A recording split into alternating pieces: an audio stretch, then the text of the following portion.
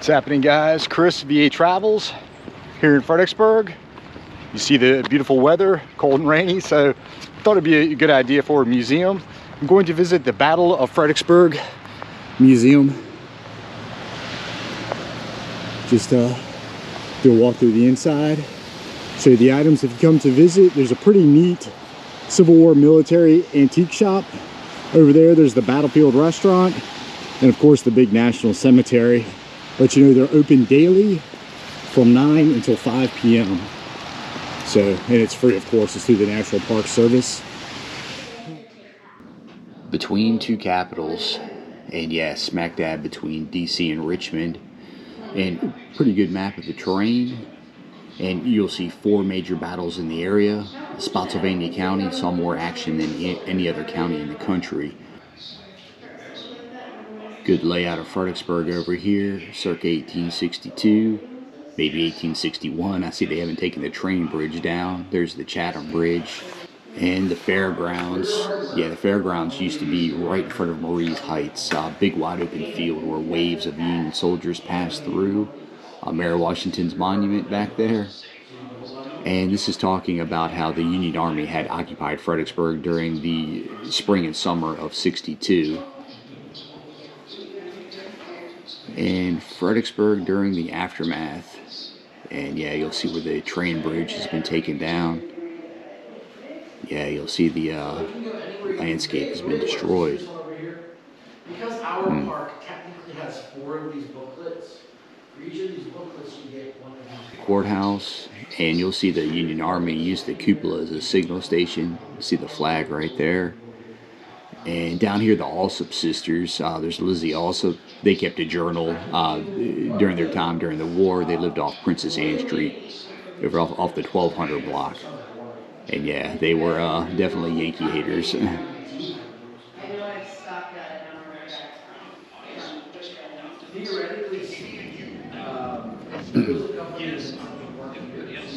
Over here, big mass exodus. About 10,000 slaves had crossed the Rappahannock during the spring and summer of '62 when Fredericksburg was occupied by the Union Army. And there they are. Rappahannock's looking pretty shallow right there. But yeah, they headed up toward Aquia Harbor. And here we go.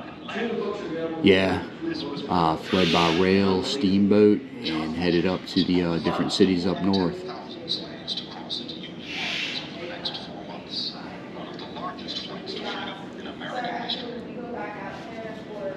And the exodus was led by John. He worked over at the Farmers Bank, which is now the Foodie Restaurant for any locals. There it is right there. On April 18th, 1862, confronted, the Union Army arrived opposite Fredericksburg, while white residents reacted with fear and horror. All right, some of the movers and shakers of Fredericksburg. Here's John Henry Mile, a confectioner and member of the town's vibrant German-American community. And here's John in his later years. I want to come over after I had landed on the other side. There he is. And yeah, you can pause to read these write-ups, but yeah, prominent merchant right here, and he owned the Catherine's Furnace, which was key during the Jackson's flank attack over at the Battle of Chancellorsville. A slave woman and a white child.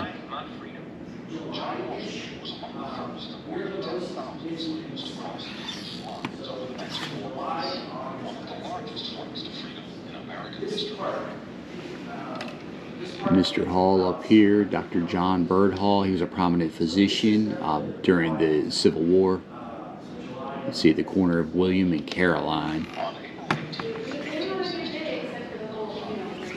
And there's one of the Alsop sisters right there that I mentioned. Yeah, Sarah French Alsop. She was married to one of the largest slaveholders in the region. She doggedly managed her family of 5 children throughout the war. Alright, who is this lady? Okay, who lived with her nieces she lived on Lower Caroline Street and helped nurse Confederate wounded. Yeah, and that area got shelled pretty hard. Yeah, people didn't smile too much in their photos and paintings back then. But this is Margaret Conway. She was the mother of Moncure Conway. Lived in a house in Falmouth right on the other side of the river, and he's famous for freeing a bunch of slaves. And who is this family? We've got the egg and dart pattern on the frame here. Okay, these are the children of the John Meyer, the first guy I looked at. Owned a confectionery, a candy shop. And yeah, this is Miss Knox. Lived over at the Kenmore Inn. And 6 sons all went to fight for the Confederacy, all survived. They also have letters they kept that were turned into a book that I need to read. Okay. Okay, a member of the Chancellor family.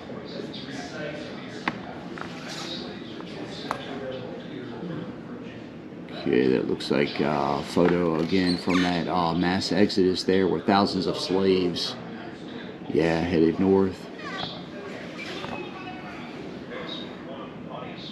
And this was the last slave. This photo is from 1903 that was sold at that famous auction block that was in town.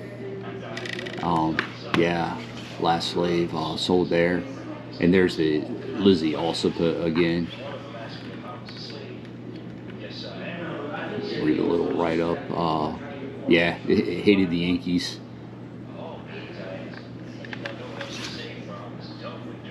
And African-American couple up here. Okay, the Gwynns. Okay, they were slaves of the Conways, like I say.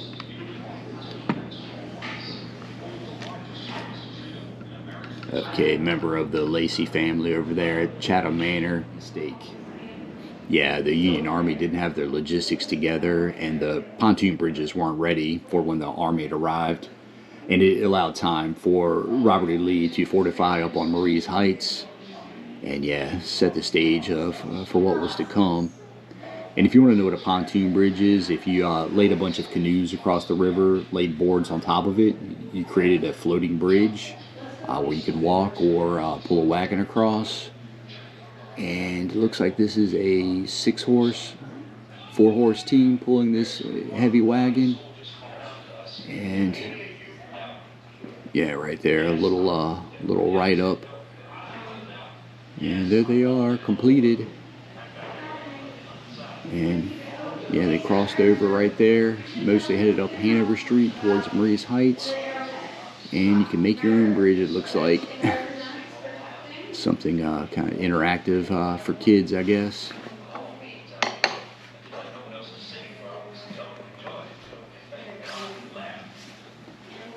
Here's a map. Alright, yeah, here it is right here. Okay, and you'll see there were 3 crossings, 6 bridges altogether. Salem Church, and yeah, used as a shelter where a bunch of the refugees fled. The spring and summer of '62, like I say, when Fredericksburg was held by the Union Army. Well, maybe this is the winter time. I see they're pretty bundled up. Got a fire going. Alright, so this is addressed to Montgomery Slaughter, Fredericksburg mayor, and just some donations there for the refugees. You know, one of their supply wagons, and we've got the necessities over here. Looks like the Bible, I would imagine, but all your pots and pans. Yeah, Fredericksburg again, right after the battle. The train bridge taken down. A couple guys hanging out in the tree up there.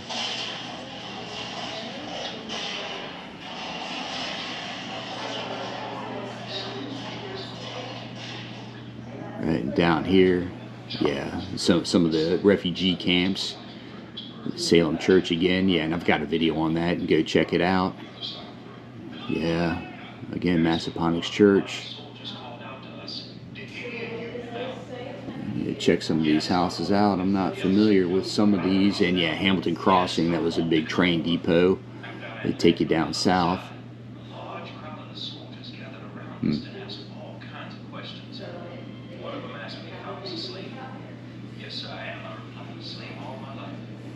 Right up over here, again on this Jane Hallison Beale.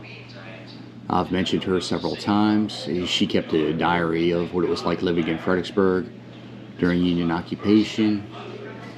And here are some of the evacuation routes. And you'll see, yeah, Alum Springs Park, I made a video on that. I know a lot of people camped out there. You'll see the Lansdowne House, there's a Lansdowne Road. Pretty good painting from December 11th.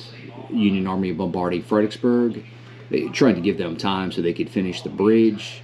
They weren't too successful, so the Michigan 7th, quote, volunteered to cross, and this gave them time to finish the bridge. This is an early version of the Confederate flag. You'll see just the 7 stars, so this is before Virginia had joined.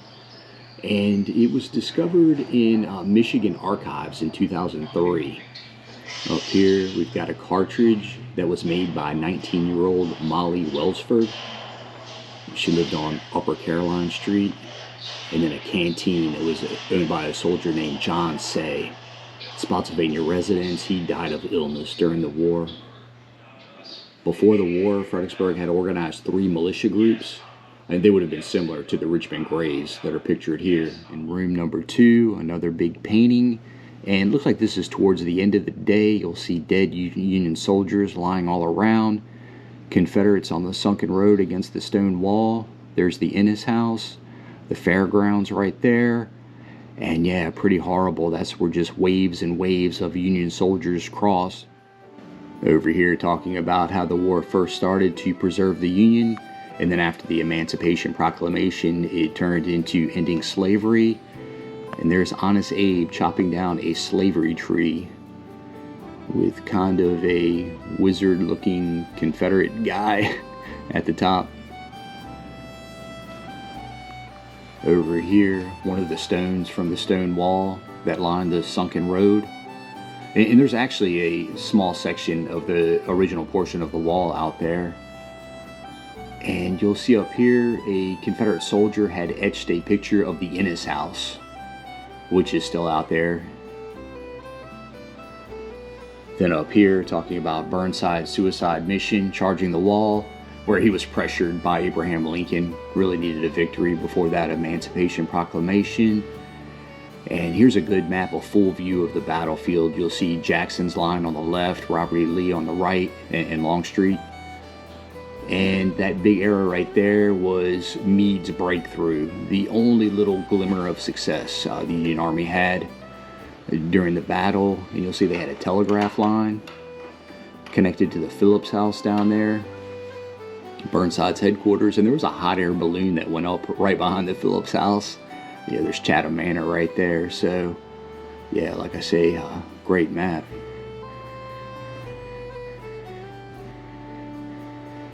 Yeah, this was the first time in American history that a telegraph was used on a battlefield, and it wasn't very effective. The output wasn't really legible. It didn't really have an impact on the battle. But here it is, Beardsley Telegraph. Looks like a pretty sophisticated piece of machinery.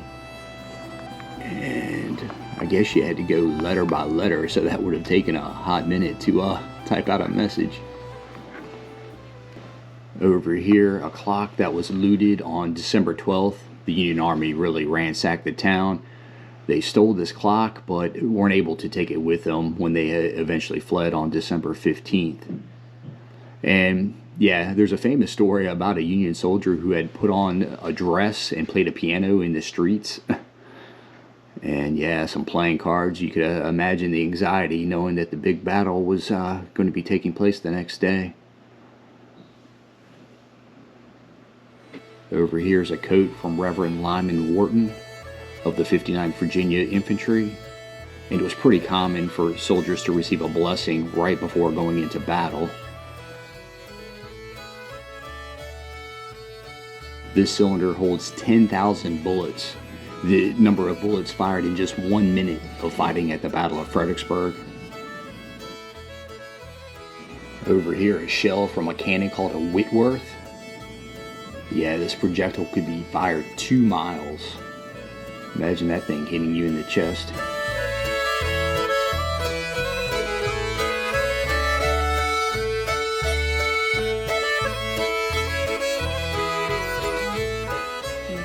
famous Irish Brigade, noted for their bravery.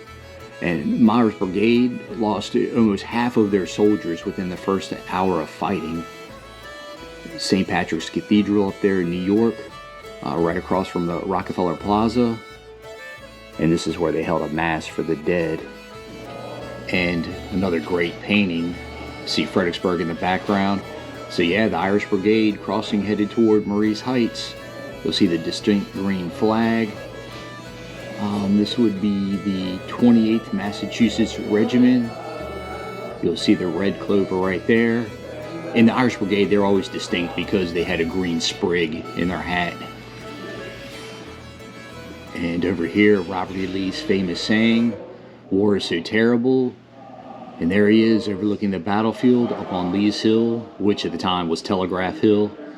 And yeah, he uttered his famous words, "It's well that war is so terrible, or we would grow too fond of it." And yeah, some people are just born for this stuff. Over here, a soldier had left his ramrod inside of his musket when it was fired. It flew out and got impaled in this piece of wood. And then over here, a shingle from Brompton, the big house up on Marie's Heights.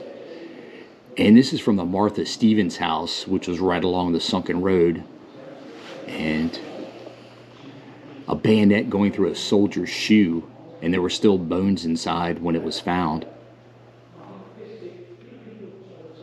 Here are some Union soldiers huddled behind a fence that surrounded the peach orchard there, next to the Stratton house. And yeah, this was kind of a stopping point. A few soldiers went a little bit further, but they mostly huddled behind the fence. A lot of wounded were taken inside of the Stratton house.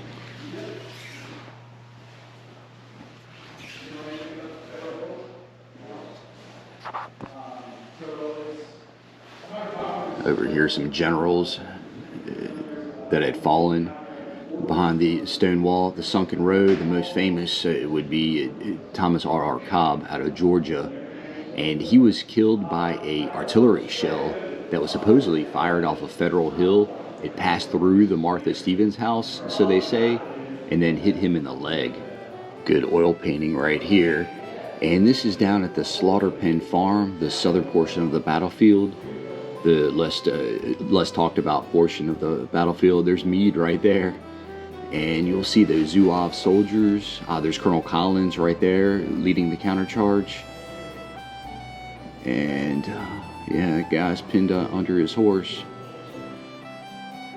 Don't know what's going on here. I guess he just got shot falling backwards. And there's the famous uniform to mimic French soldiers in North Africa and during the Crimean War.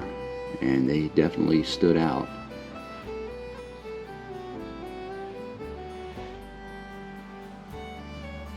Looking dapper.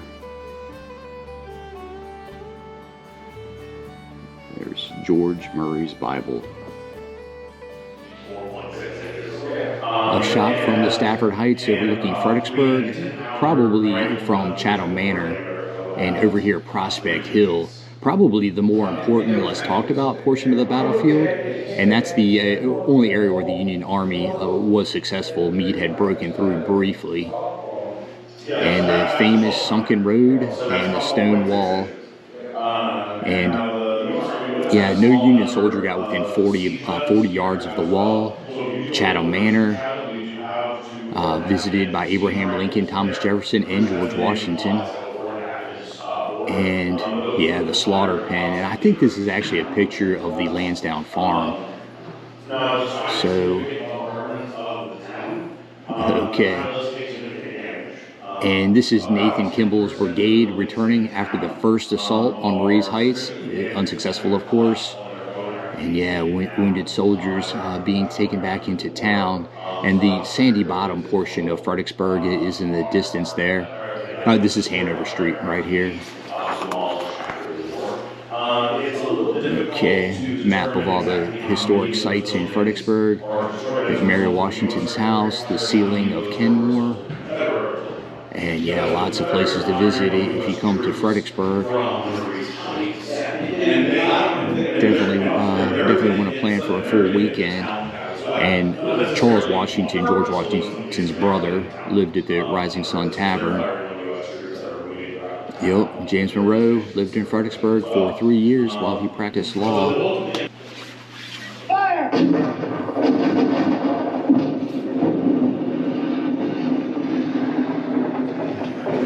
Check out the size of that thing. Surviving under fire. Alright, so we've got kind of a mock setup of someone's basement here during the bombardment. And yeah, I don't know if that thing's a 30-pounder, but imagine that crashing through your roof. And over here, this would be the Phillips house. It was on the other side of Chatham Manor over there in Stafford, Burnside's headquarters. And not everybody fled, it looks like. 2 civilians died, including a teenage boy. A baby was born, known as the Shell Baby. Okay. And yeah, the homes along the waterfront, they took the worst of it.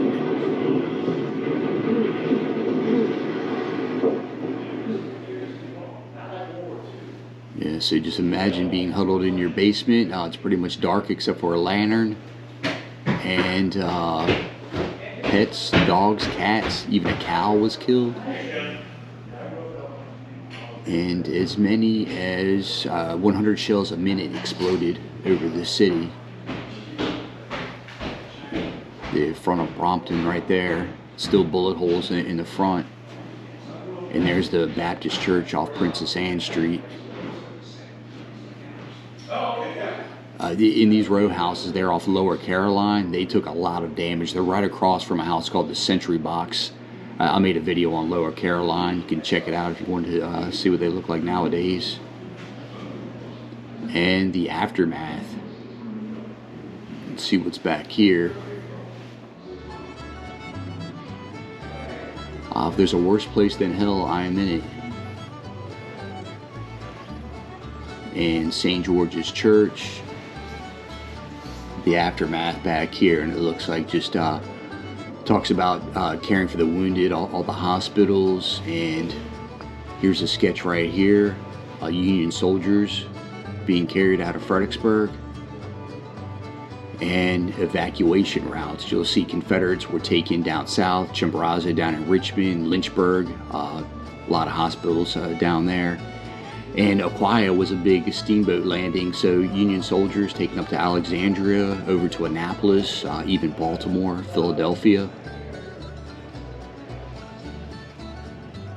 And 1,000 ambulances like these. Not a very comfortable ride. It looks like a truce was called afterwards for 2 days so they could inter their dead. And over here is a letter that Longstreet sent to Burnside, asking for the truce. And over here, a money purse that a Confederate had looted off a Union soldier. This was taken from Federal Hill. That's a house that sat on top of Federal Hill. And inside their ice house, they found a bunch of dead Union soldiers. Apparently the Union Army hadn't found a spot to bury them. So that's kind of creepy. And then off in the distance, you've got Marie's Heights back there, the Stratton House, the Innes House to the right, and the Martha Stevens House to the left. A poem in honor of the Ladies Memorial Association. Yeah, it took 3 years to bury the Confederate dead.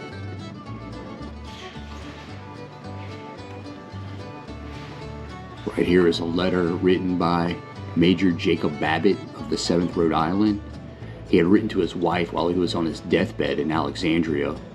He ended up dying on December 23rd. And there he is right there. And this is a dog tag from a Thomas D. Crummer out of the 2nd Delaware. And he died in the fighting at Marie's Heights. And here are Babbitt's spurs. And then his cigars down here.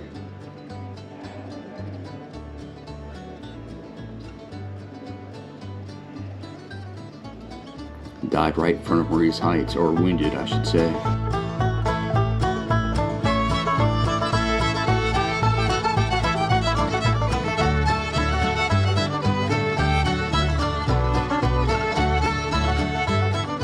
Residents returned to their shattered homes. And yet donations were given from all across the South. It was one of the country's first major relief efforts.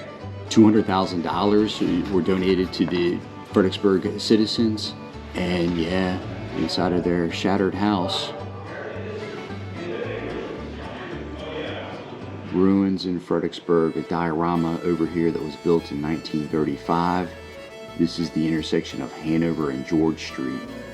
And you see a desk right there, a bed frame.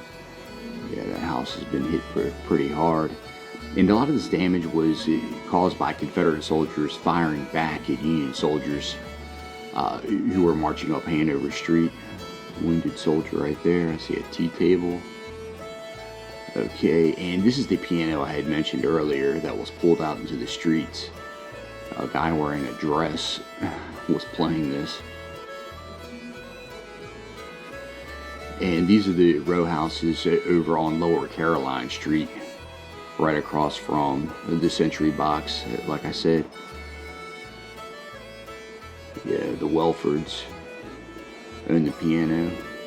And here are some planks from those row houses. And supposedly there's still a cannonball lodged inside, bloodstained. Reverberations. Okay, yeah, the loss was pretty demoralizing for the Union Army. Here's a cartoon over here. Lady Justice scolding Lincoln. And yeah, he was getting a little too overzealous. And alright, and Union soldiers marching back to their camps in Stafford for the winter after the battle. Yeah, the first of 4 battles in the area. Not sure what that is. But you'll see Battle of the Wilderness back there, that thicket and brush.